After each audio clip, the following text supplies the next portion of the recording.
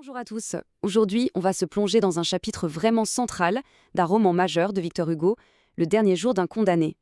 On va essayer de répondre ensemble à une question qui peut paraître simple, mais qui est en fait fondamentale. Pourquoi un homme, qui sait qu'il va mourir dans quelques heures, se met-il à écrire? Qu'est-ce que ça peut bien changer au fond? On commence par la phrase la plus forte du chapitre. C'est un cri du cœur. Cette phrase, elle balaye toutes les grandes idées et nous ramène à l'essentiel, à l'humain. C'est vraiment le pivot de tout ce qu'on va analyser.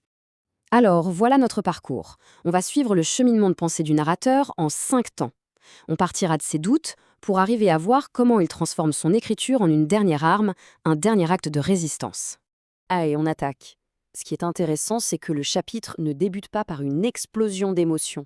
Non, au contraire, ça commence de manière très froide, presque cérébrale, avec une question sur l'utilité même de ce qu'il est en train de faire.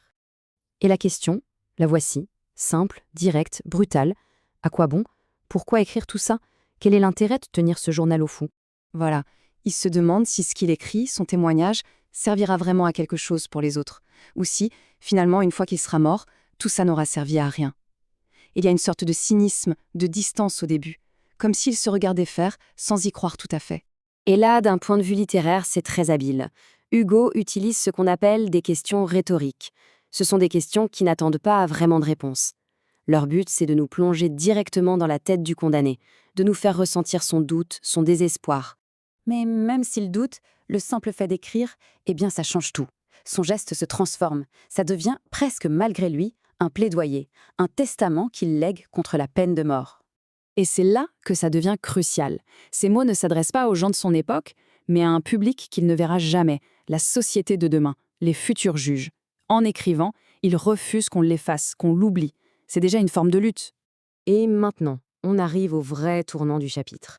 C'est le moment où toutes les idées abstraites, toutes les réflexions intellectuelles sont balayées par la douleur pure et viscérale de la perte. C'est le fait de penser à des choses toutes simples, voyez, le soleil, les fleurs, les oiseaux. C'est la pensée de toute cette beauté qu'il va perdre qui provoque un basculement. D'un coup, la question n'est plus de savoir si son texte est utile, elle devient terriblement personnelle. Et pour nous faire ressentir cette perte immense, Hugo utilise une technique très efficace, l'énumération.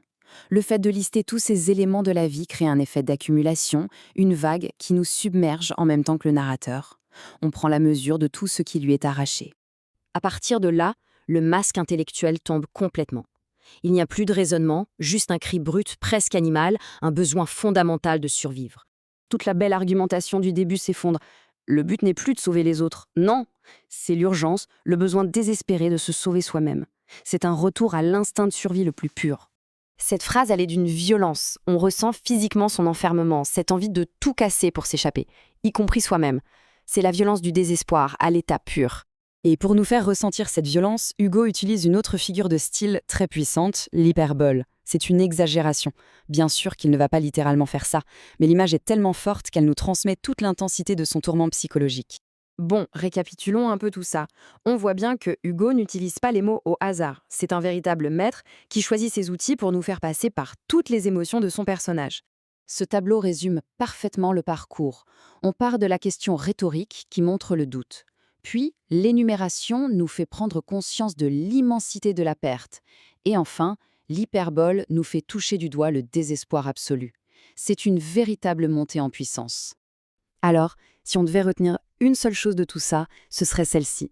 Pour Hugo, écrire, ce n'est pas seulement témoigner, c'est un acte de résistance. C'est une arme qu'on utilise pour se battre contre une force qui veut nous écraser, nous anéantir.